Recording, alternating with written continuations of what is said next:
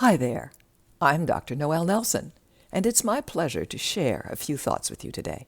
Some uplifting, inspiring, and practical tips to help you find greater happiness and success in your life. Today's topic? Stuff happens. Oh, stuff does happen. Somebody keys your car when it's just sitting there in the supermarket parking lot.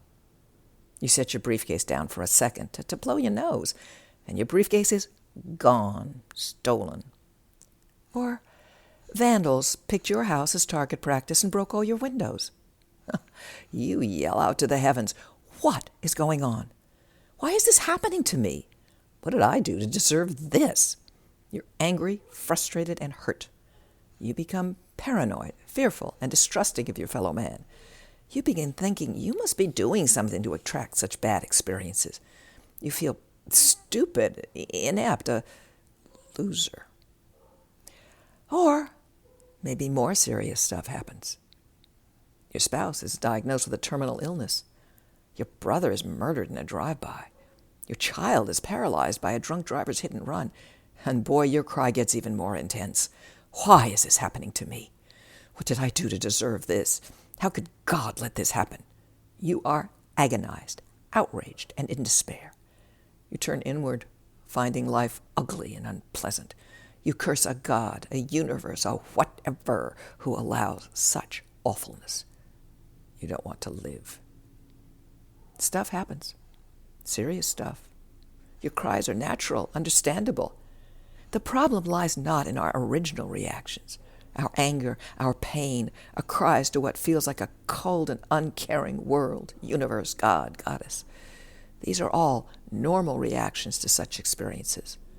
The true damage is done when we allow that reaction to determine our response. You see, you can't do much about the stuff that has happened. What is done, and there is no way to undo it.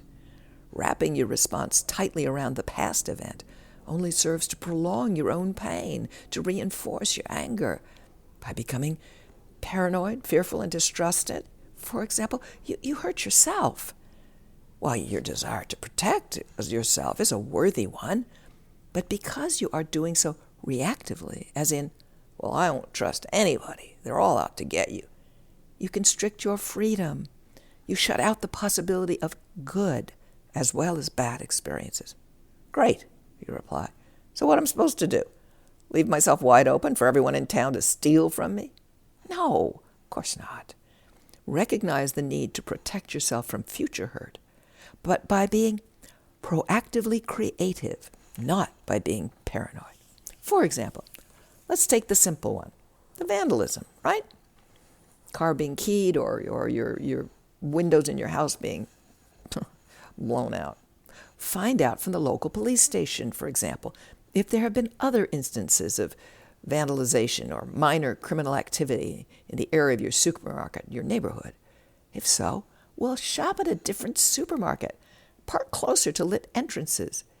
Get your neighbors to sign a complaint petition to submit to your local police and elected officials, demanding better crime control.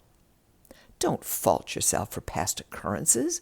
Instead, sort out where you can take responsibility and take better care of yourself in the future. For example, thinking you have somehow done something bad to attract such nasty experiences does nothing to protect you in the future and only sinks your self-esteem. Labeling yourself stupid, inept, a loser has no usefulness whatsoever. All it does is undermine your ability to actually do something constructive for yourself.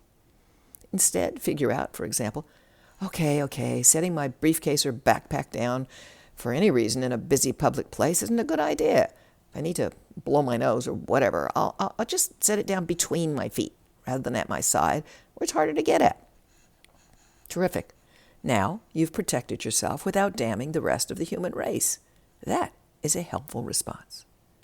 So too with the serious stuff. Many wonderful causes have been undertaken by people who have suffered hideous tragedy.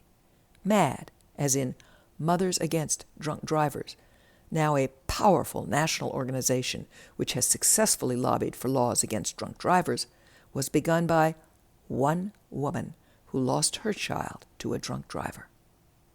Christopher Reeves, who could have nursed his pain in private, using his tragic paralysis to bring public attention and funds, well, that's what he did. He used his tragic paralysis instead to bring public attention and funds to much-needed research for spinal cord injuries. And the list goes on and on. These are valiant and beautiful, proactive responses to past tragedy. So after you've cried your tears and screamed out your anger, heal your pain by doing whatever you can so that others don't suffer as you have, and hopefully so that you don't suffer more in the future. Contributing to others' well-being is one of the most powerful ways to contribute to your own. Thank you for listening to Up, and check out my new book, I Survived COVID-19, What Now? Finding Happiness and Success in a Post-COVID World, if you'd like more uplifting, inspiring, practical tips and techniques, as well as my website, noelnelson.com. Or take a look at my Meet the Amazings Facebook page. Until next time, be well and take care.